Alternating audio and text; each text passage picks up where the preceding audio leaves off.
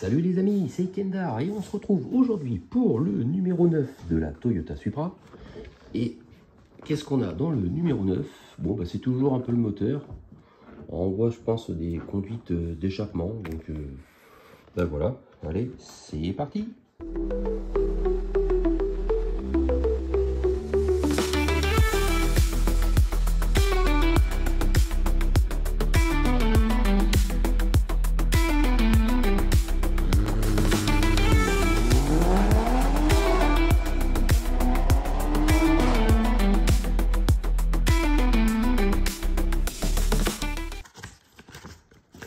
Alors, ça va être la combienième de partie du moteur?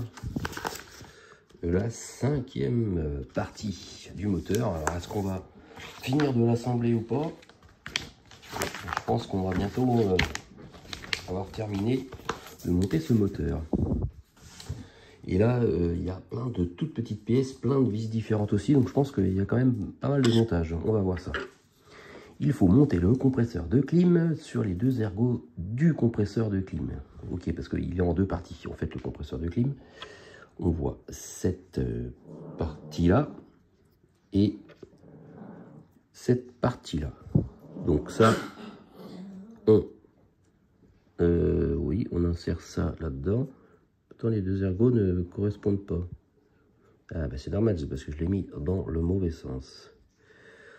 Ok, voilà, on prend les deux ergots qui sont un peu plus gros et ils se mettent ici, dedans. Hop, il y a aussi une petite encoche, il faut qu'elle soit de ce côté. Ça c'est bon, et on a un petit couvercle, voilà, on ajoute le couvercle à l'endroit indiqué sur le compresseur. Et il y a des petites inscriptions, il faut que ça soit posé comme ça. Voilà, je fais comme sur la photo. Ah oui, de toute façon, on ne peut pas se tromper. Il y a un gros trou et un plus petit. Donc là, on ne peut pas se tromper de sens. Et du coup, voilà, c'est écrit R134A. Ok. Donc on insère l'ergot du compresseur de clim dans le renfoncement de la partie gauche du bloc moteur. Et on fixe le compresseur de l'autre côté avec une vis IP. Alors, on récupère ça, où c'était écrit 2JZ. Et là, on va, voilà, on voit ici la marque, avec la petite encoche. Là aussi, on a l'impression que c'est comme une serrure, une clé. Donc, on met ça là. Et de l'autre côté, on le visse ici, avec une vis IP. Ça y est, le compresseur de clim est fixé avec sa vis IP. Unissez les parties gauche et droite du bloc moteur et on fixe l'assemblage avec 4 vis BM. Donc voilà, ça y est, on va commencer enfin à assembler ce bloc moteur. Donc là, on voit ici les deux gros ergots, les deux trous là, normalement. Voilà, bon, ça se rentre nickel. Et c'est par ici que l'on insère les 4 vis BM. Là, là. Là, là, et là, et là. Et voilà, les 4 vis sont serrées. Voilà, on commence à voir le bloc moteur, ça c'est cool. Mais on a encore quelques parties qui attendent encore patiemment.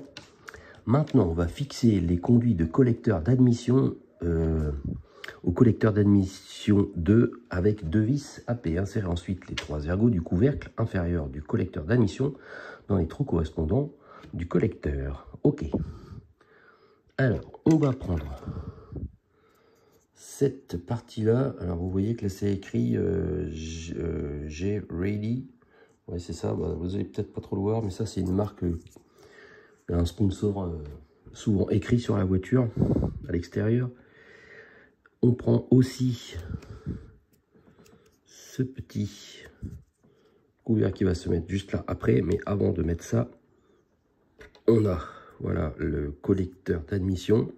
Vous voyez qu'il y a aussi des petites encoches spécifiques pour pas se tromper. Mais pour l'instant, on n'en a pas besoin parce qu'on va le fixer, voilà, avec ces deux petites pattes qui sont là. Et on va le fixer avec les deux vis. Ah voilà, il y a deux trous ici et ici. On met ça dedans. C'est ça, ou on met pas ça dedans. Oh, c'est vraiment pas très bien expliqué. On peut pas mettre ça dedans de toute façon, donc c'est pas possible. Donc on met ça comme ça. On essaye d'aligner les trous. Ben non, même pas. Je dis des bêtises parce qu'on peut pas. Ici, il n'y a pas de trou. Donc ça peut pas se mettre là. Ouais, donc ça doit se mettre là. Mais non, on peut pas. On ne peut pas.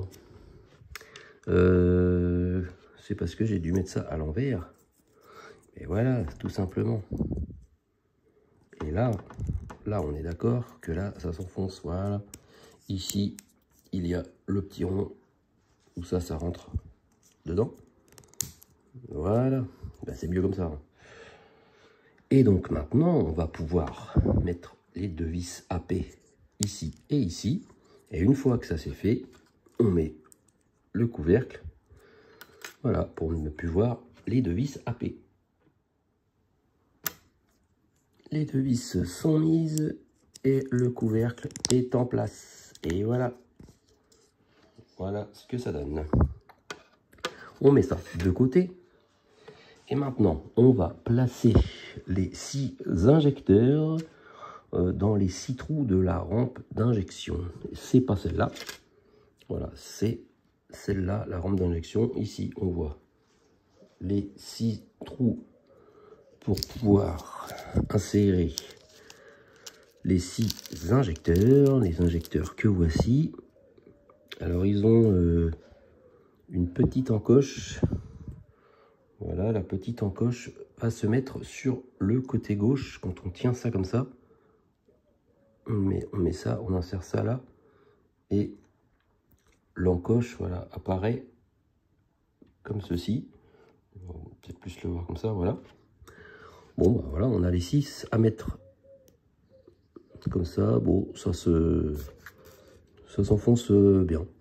C'est assez simple à faire. Des fois, ça peut être un peu plus compliqué, mais bon, c'est pas si petit que ça. On a de la prise. Voilà, allez, et les deux derniers. Ah, on a un petit barré. Le voici. Tac. Et le 6e. Voilà. Voilà les 6 injecteurs. Maintenant, on va fixer le régulateur de pression de carburant sur l'ergot indiqué sur la rampe d'injection avec une vis HP. Alors, c'est ça. Ça, c'est le régulateur de pression. On voit ici qu'il y a une petite encoche pour mettre une durite. Plus tard, là, c'est le trou pour mettre la vis HP. Et ça va se passer par là. Voilà, ici, on voit l'ergot. Hop, on va placer ça au-dessus. Comme ça. Et on met la vis HP. Voilà le petit régulateur de pression fixé avec sa vis HP. Voilà ce que ça donne pour le moment. Allez, ensuite, on va mettre ça également de côté. On va reprendre le réservoir d'admission, enfin le collecteur d'admission. Et ici, on a le réservoir d'admission, voilà, qui est chromé. Et lui, il va se mettre ben, ici, on voit les deux ergots. Il y a deux ergots, il y a deux trous pour mettre les vis. Et donc, derrière, ça et ça va se mettre sur les petits ergots. Et les deux trous au milieu, bien sûr, vont servir à le visser. Alors maintenant, dans quel sens cela se met? Non, c'est pas comme ça. Ah si, pourtant, quand je regarde, c'est comme ça. Ah oui, ok, d'accord. Donc, c'est même pas... Bah non, il est de l'autre côté. Ah oui, ok. Nous, on va le mettre dans ce sens. Voilà. Ah oui, c'est mieux. Effectivement, quand on regarde comme ça, voilà, ça prend l'empreinte. On met ça comme ça. Et ici et là, on met des vis AP. Voilà, les vis sont en place. Maintenant, on va placer la rampe d'injection sur les deux ergots indiqués sur le collecteur d'admission. Alors, sur le collecteur d'admission, on voit les deux ergots qui sont là et là. Et on va prendre la rampe d'admission et vous voyez qu'en dessous, forcément, il y a les deux emplacements. Donc, on met ça là. Et ça, c'est juste enfoncé. Voilà. Tac, tac. C'est en place. Ça, c'est pas compliqué. Maintenant, on va insérer les 6 injecteurs dans les 6 trous du collecteur d'admission. Aligner ensuite les deux gros ergots situés aux extrémités du collecteur d'admission avec les deux trous correspondants. Et les deux trous de la partie gauche de la culasse, on fixe les pièces avec de vis à P. Alors, maintenant, place au montage. Donc, vous voyez que il y a des petites encoches, mais on va prendre justement le côté lisse, comme ceci. Et là, on va le placer. Enfin, on va placer les 6 injecteurs, voilà, dans les tout petits trous qu'il y a là. Ok, donc ils ont intérêt d'être bien, d'être à peu près droit, voilà. Donc ça, c'est bon, c'est comme ça s'enfoncera pas plus. Après, on doit prendre la partie gauche de la culasse. La partie gauche de la culasse, c'est quelle partie? C'est pas celle-là. Ah oui, ok. C'est parce que je l'avais brièvement assemblé. Mais voilà, il faut l'enlever. Allez. Voilà. Alors, je pense que... Oui, je pense que ça doit être cette partie-là. Voilà, j'avais dû la mettre. Bon, je suis assez pressé. Alors, des fois, je monte des choses qu'on n'avait peut-être pas encore prévu d'être montées. Ça, je me souviens plus comment ça tenait. Ouais, ça tenait peut-être... oui, voilà, il fallait le fixer par le côté. Ok. Bon, je vais mettre ça là pour l'instant. Je verrai ça ensuite. Donc ça, c'est bien la partie qui nous intéresse. Alors, ça va être comme ceci. Et là, on voit ici des trous. Attendez que je regarde un truc. Non, c'est pas bon ce que j'ai fait en fait. Oui, bah je me disais aussi, ça me paraissait bizarre. Là, ça on est ok, ça doit rentrer dans les injecteurs, mais c'est mieux quand on met ça dans ce sens. Et là, forcément, voilà. Je me disais aussi, ça me paraissait bizarre. Je me disais comment ça va tenir tout ça. Voilà, bah, là c'est beaucoup mieux, effectivement. Et maintenant, ici, on a un trou là et un trou là, et ça correspond aux encoches ici. Voilà, ça se met comme ça. Tac. Et on met 2 vis AP. Les 2 vis AP sont serrées. Voilà. Ça commence à faire une belle partie, ça. Ça, c'est pas mal.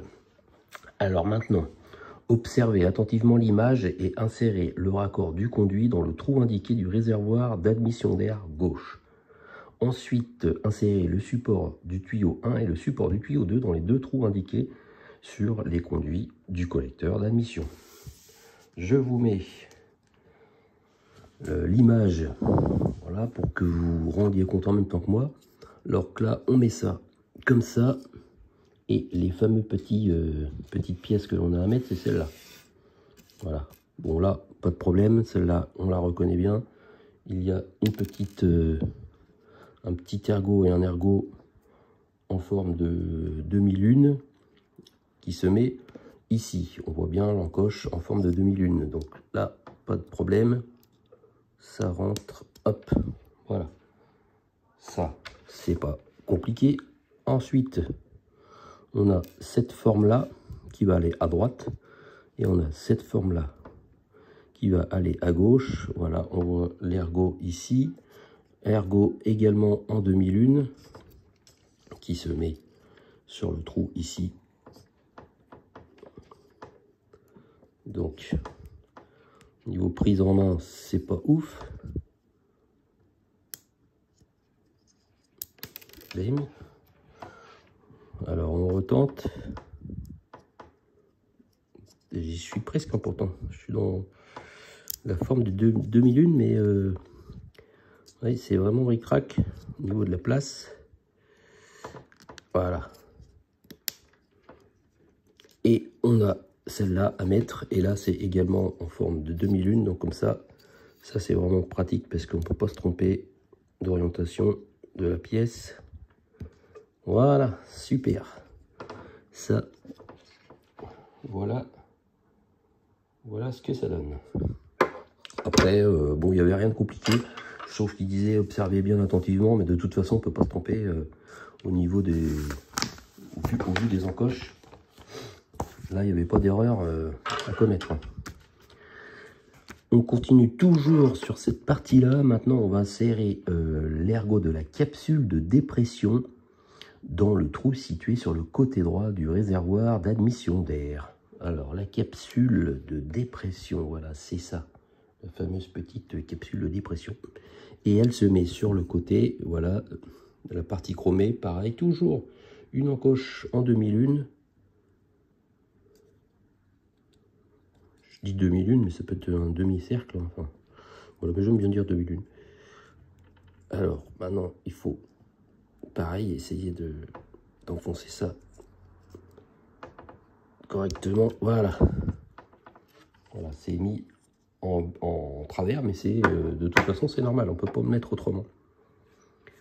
Placez à présent le capteur sur les deux ergots supérieurs du réservoir d'admission d'air. Le capteur, c'est cette pièce-là. Voilà. Et cette pièce-là, voilà. Elle a deux trous que l'on voit ici et ici. Un trou plus gros et un trou plus petit. Comme ça, pareil, pas d'erreur. Et ici, on a un petit ergot, un ergot plus gros. Donc, on ne peut pas se tromper non plus de sens. Et là, on enfonce ça comme ça, voilà. Voilà, ça fait des petits oui-oui noirs en plastique. On ne comprend pas trop à quoi ça va servir, mais bon, les mécanos qui peuvent m'écouter vont savoir à quoi ça sert. Mais moi, alors là, c'est un petit peu voilà, du charabia, comme on va dire.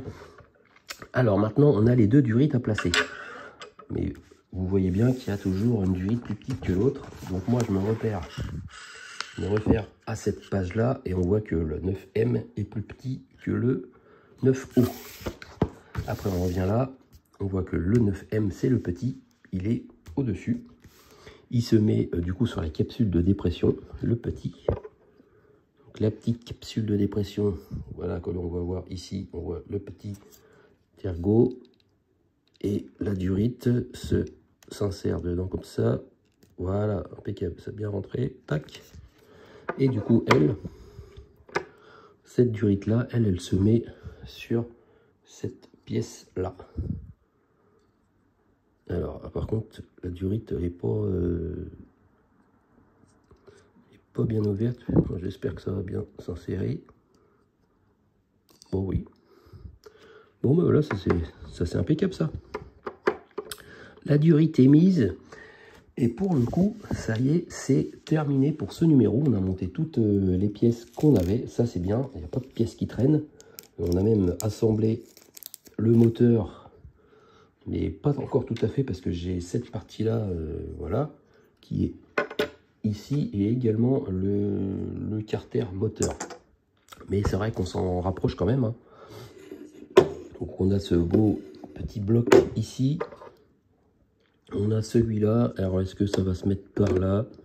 Non, je pense pas parce que ça nage vraiment pas mal. Est-ce que ça sera par là?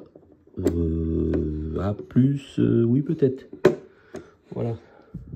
Voilà, comme je vous avais dit, j'aime bien assembler alors que c'est pas prévu encore, mais j'ai pas l'impression que ça soit encore comme ça parce que là ça dépasse, là-bas aussi. Enfin bref, je pense pas que ça va être comme ça. Mais bon, j'aurais tenté. En tout cas, ça c'est terminé pour ce numéro 9. Et donc la semaine prochaine, bon, au vu des pièces qui restent encore à monter du moteur, on va être encore dans le moteur. Et là, voilà, on a des petites pièces, une grosse durite, voilà, mais une méga grosse durite là aussi. Là, j'avais pas vu celle-là, assez énorme. Bon ben voilà, un petit numéro parce que ouais, il y a quand même des petites vis, mais bon, à voir si je fais également le numéro 11 en même temps. La semaine prochaine, on verra. Voilà. Bon, ben, merci les amis de m'avoir suivi pour ce numéro 9. Et on se retrouve la semaine prochaine pour le numéro 10. À moins qu'on ait des nouvelles de la Skyline. Est-ce que je fais les deux en même temps? Est-ce que j'en fais une par semaine? Bon, je pense que je ferai les deux en même temps. Et là, voilà, j'ai pas reçu encore le colis des dernières pièces de la Skyline. Donc pour l'instant, on va mettre en pause la Skyline, mais de toute façon, on a la Supra pour nous occuper. Voilà. Bon, ben, bonne semaine à vous et on se retrouve la semaine prochaine. Salut, salut!